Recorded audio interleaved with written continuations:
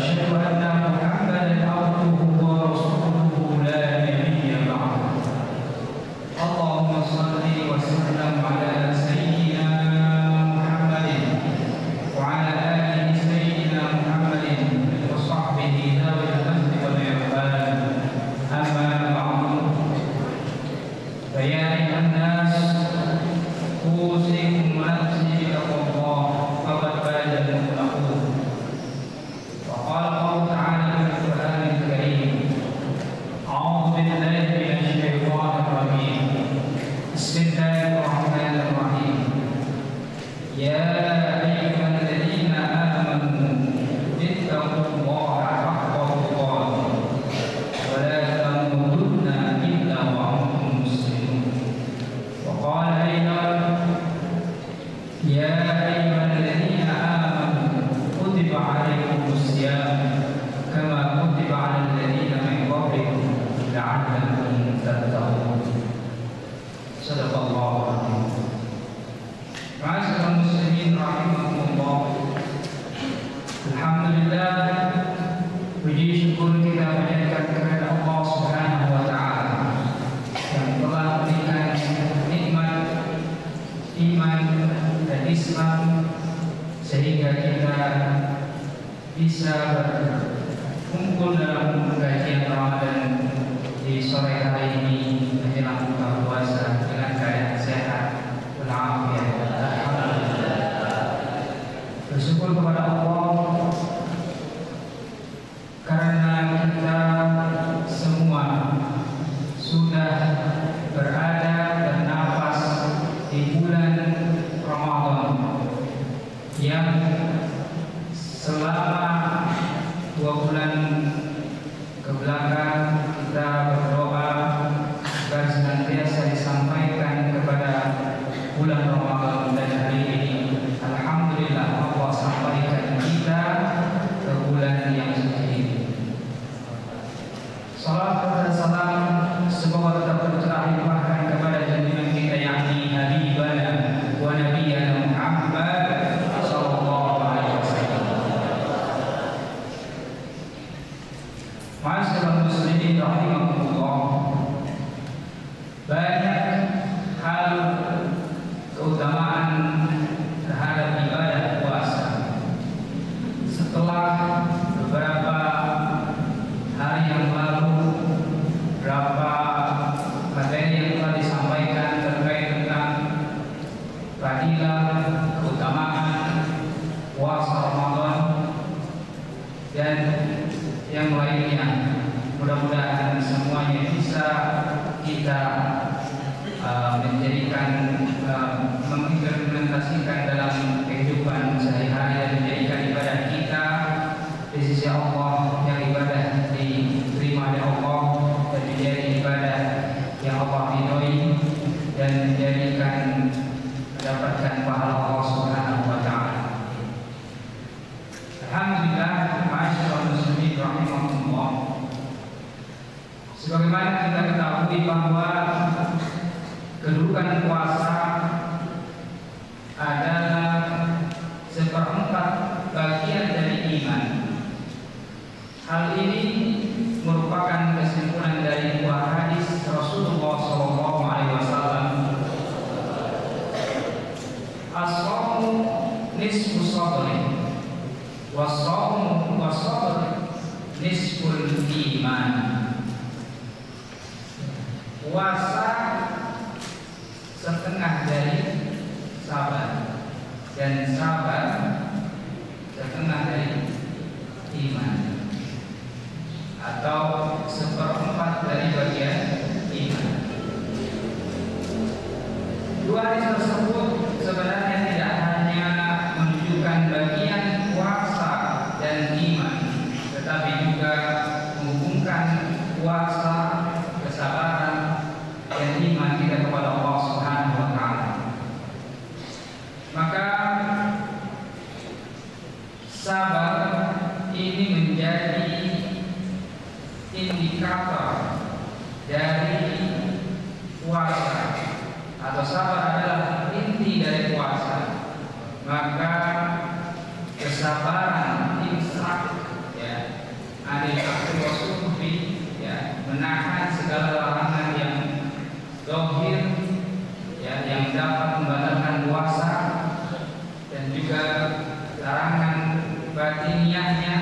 yang bisa mengurangi pahala puasa.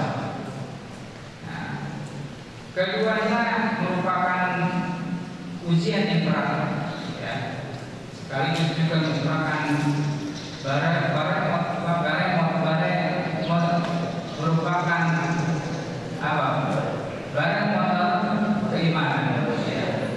Maka alamatul iman, ya, itu bisa disebut kesabaran. Ketika dia bersabar, berarti dia beriman. Sehingga dalam hadisnya as-sabru nisful iman. Bahkan dalam pepatah populer mengatakan man sabara. Kemudian al-ihtimalu ma'ruf bin na'i taslimur ridho, ya. Memang sabar ini adalah hal yang berat, ya. As-sabru nurun bi mataqatihi lakin awaqibuhu a'la min al-'asr. Maka sabar sebagai basis puasa itu ada dua. Jadi kita harus paham dulu sabar yang mana.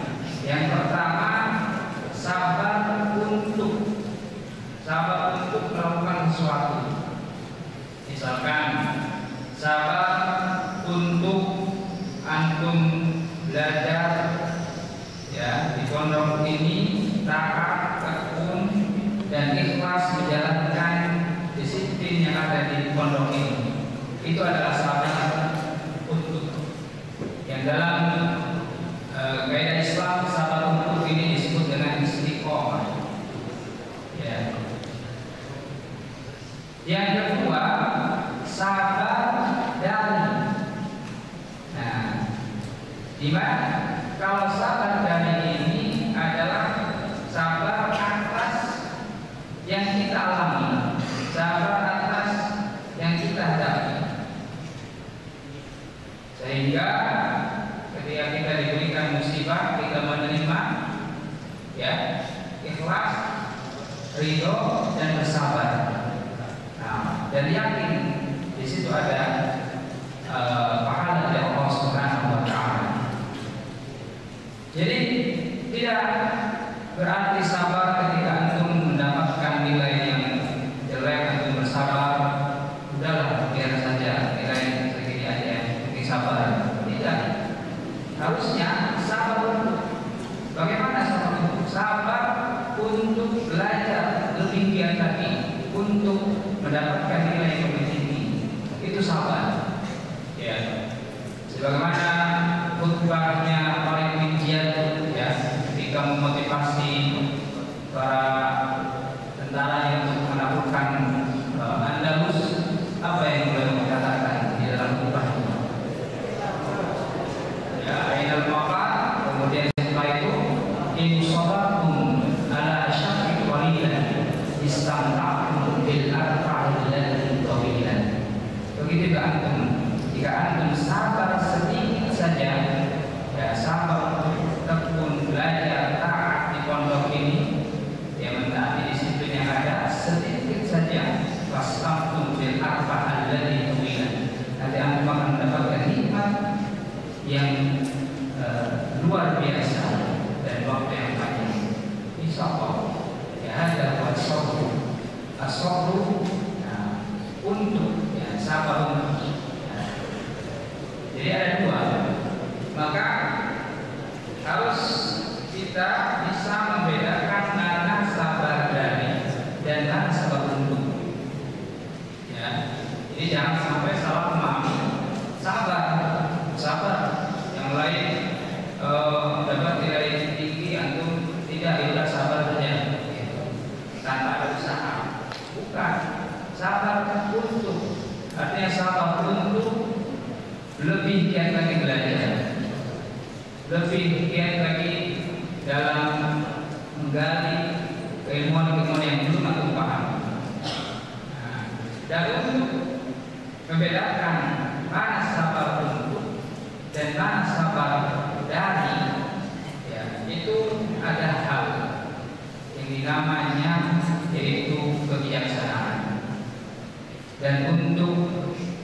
memahami kebijaksanaan ini adalah perlu dengan ilmu, yaitu ilmu filsafat.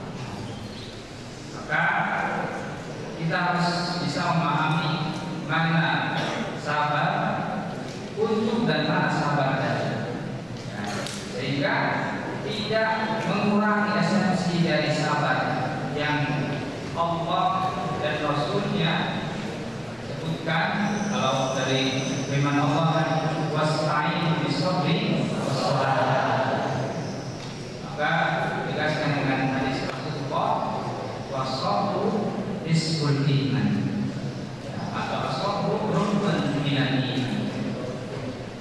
Maka ketika kita mengetahui kedudukan puasa, yaitu setengah dari iman, mengapa puasa dianggap istimewa? Apa keistimewaan puasa?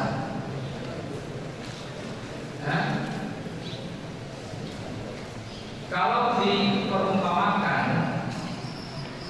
ya, seperti ibadah puasanya seperti Masjidil Haram, ya, yang secara langsung Allah beri gelar kepada masjid ini adalah Baitullah, rumah Allah. Ya, sementara banyak masjid-masjid yang ada di muka bumi ini, tapi Allah tunjuk masjid Allah, Baitullah, yaitu Masjidil Haram. Begitulah perumpamaan puasa.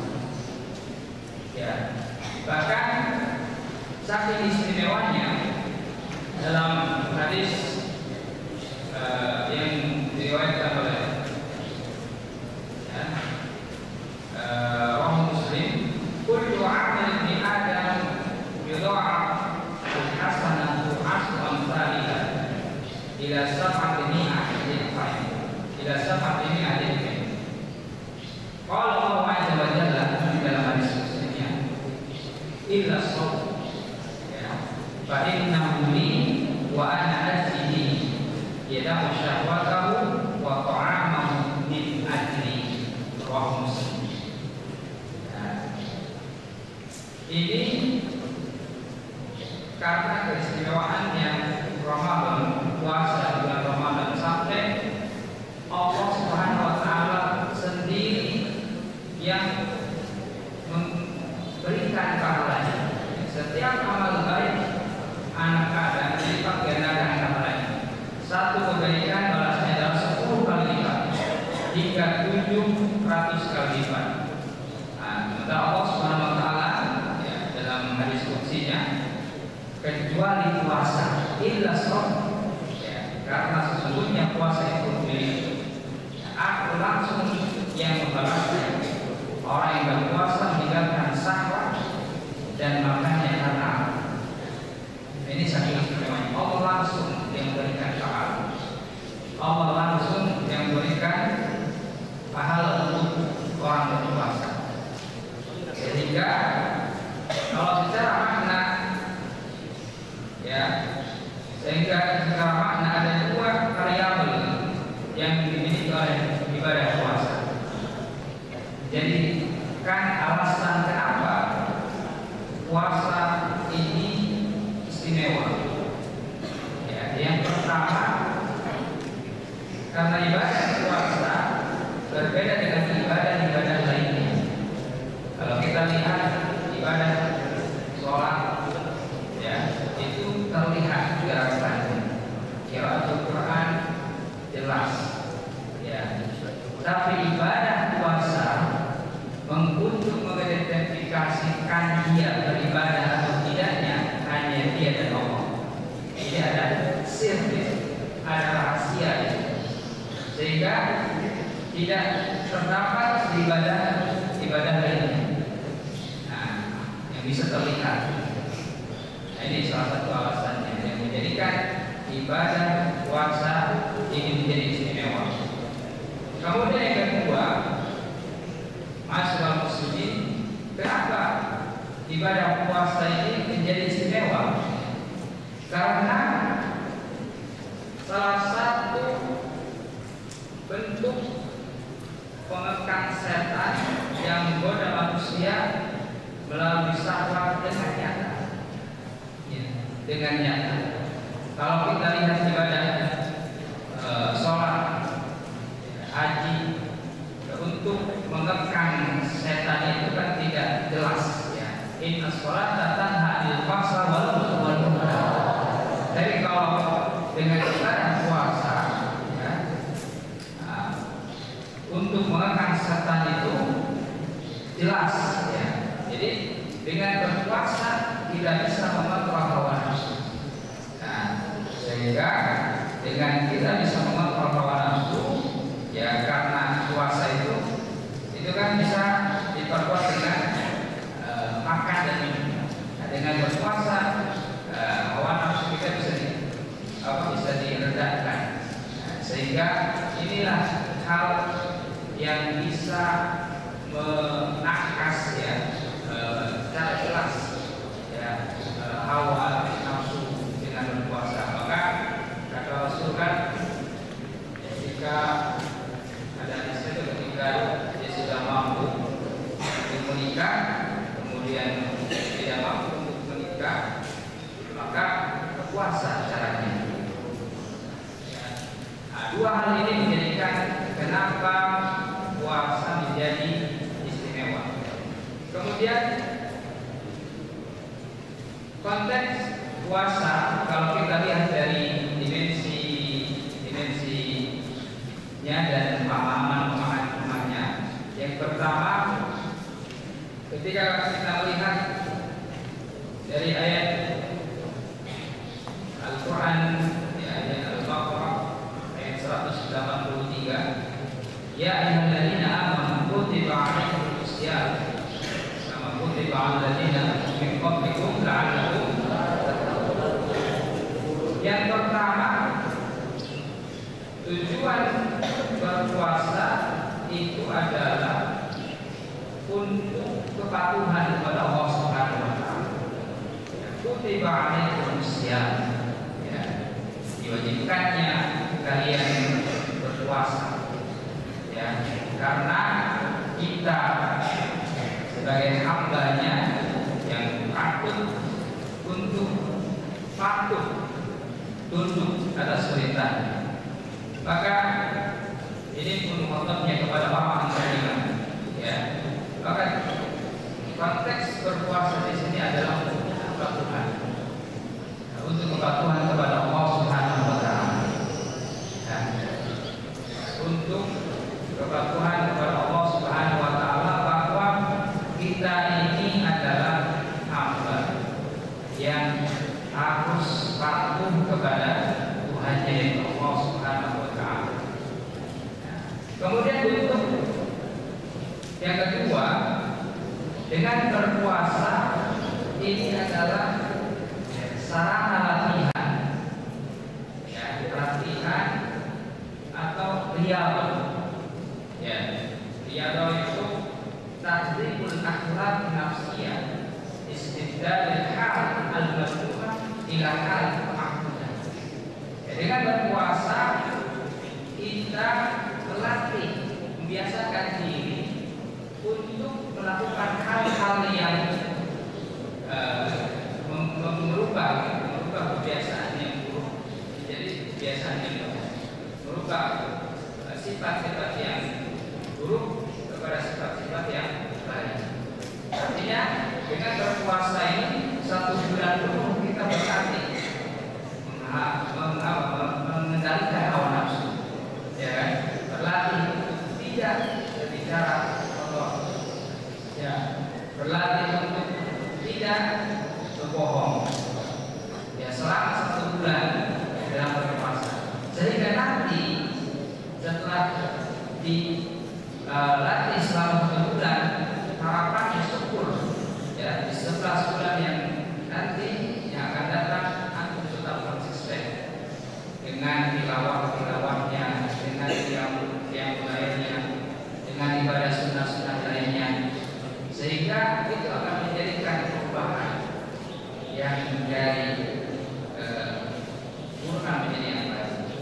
Ya, maka yang setelah kepatuhan, yaitu adalah ar-riyadhah, latihan. Ya. Kemudian ma'asyiral muslimin rahimakumullah, anakku sekalian, bahwa praktek berpuasa yang ketiga setelah kepatuhan kepada Allah, kemudian untuk riyadhah, untuk latihan mengontrol hawa nafsu, latihan berbagai hal, ya, dari hal-hal yang buruk menjadi hal yang baik, ya, membiasakan diri, jaga tilawah, jaga qiyamul, ya. Setelah itu adalah pengorbanan, ya, pengorbanan, persembahan untuk Allah Subhanahu wa Ta'ala. Sebagaimana sholat dengan ibadah yang lain, yaitu sholat, inna sholati wa nusuki wa mahyaya lillahi rabbil alamin. Begitu juga puasa, ya. Semua ibadah kita, ya, itu adalah pengorbanan kita, persembahan kita hanya kepada Allah Subhanahu wa Ta'ala. Ya. Nah, setelah pengorbanan, kemudian yang keempat, ya, tujuan berpuasa dalam rangka penyucian, tazkiyatun nafs, ya, mensucikan diri, ya. Nah, diasumsikan yaitu untuk mensucikan lahiriah dan batiniah kita, sehingga boleh nanti, ya, besok ketika lebaran, nah, maka disebutnya apa? Fitrah, ya kan? Lahir suci, karena sudah disucikan dalam puasa selama sebulan ini, sehingga nanti kita di hari akhir puasa di Idul Fitri kembali suci. Akhirnya kita strateginya untuk menjaga kualitas hidup kita 11 bulan ke depan, mudah-mudahan bisa istiqomah. Kemudian praktek berpuasa tujuannya yang keempat, yaitu perjuangan, ya, atau jihad, ya, jihad. Karena dalam ayat tadi, la'allakum tattaqun, ya, ada la'alla, ya. Kenapa la'alla itu apa? Tarajja, ya, artinya sesuatu perbuatan yang harus diupayakan dengan jihad, ya.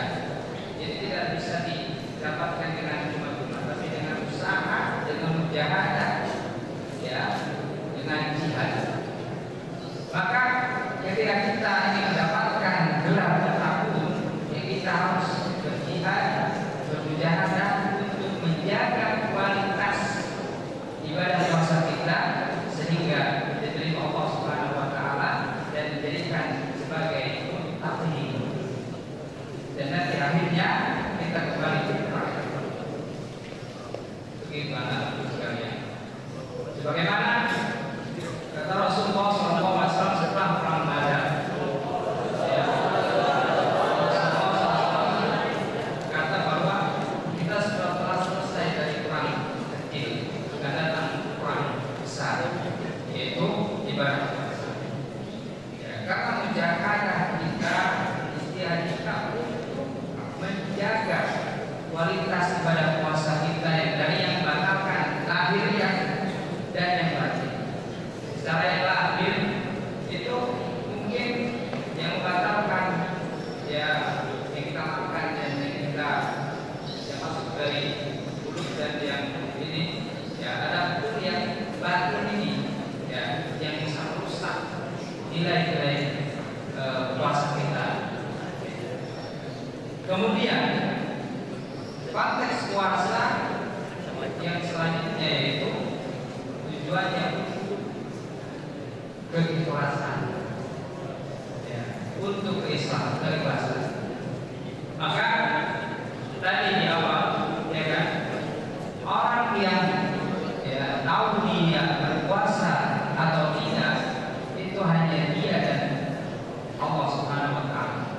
Ya, disitulah dia keikhlasan, karena dia hanya berharap pahala dari Allah Subhanahu Wa Taala.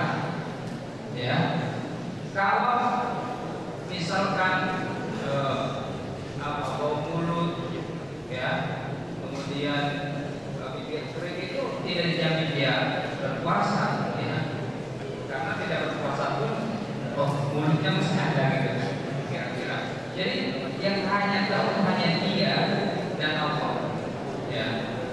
Nah, terus di sini alhamdulillah semuanya, saya yakin ya semuanya tidak ada yang batal, ya semuanya puasa pun sampai minggu pertama. Alhamdulillah. Kemudian tingkatan puasa kemudian ya, dari konteks puasa yang selanjutnya yaitu hikmah dan iktibar. Ya, hikmah dan iktibar. Jadi ketika antum paham puasa kesehatan hikmah, itu dari iktibar. Ya, puasa menjadikan sosial manusia menjadi lebih baik. Puasa meningkatkan kuah Islamiyah. Ini adalah hikmah. Inilah adalah iktibar. Jadi kelemahan dan keterbatasan diri, kemudian dengan berpuasa kepekaan sosial, kepedulian sosial menjadi bertambah. Nah, itu adalah hikmah dan iktibar puasa. Sehingga dengan berpuasa hikmahnya apa? Kita bisa merasakan lapar dan haus yang dirasakan saudara-saudara kita di sana yang tidak, yang kurang mampu, ya, yang tidak bisa makan dan minum, ya. Ini adalah iktibar dan hikmah, ya. Jauh dari yang terakhir. Maka ternyata ya puasa kontennya banyak, ya, kontennya banyak dan esensinya juga banyak, ya. Otomatis manfaat dan dampaknya juga banyak. Nah, ini dikemukakan oleh Imam Ghazali. Maka itu cerdasnya seorang Imam Ghazali, sehingga sementara kita hanya sekedar ya mengetahui puasa itu sebatas menahan makan dan minum saja, tapi beliau coba mendalami lebih dalam lagi bahwa ternyata dalam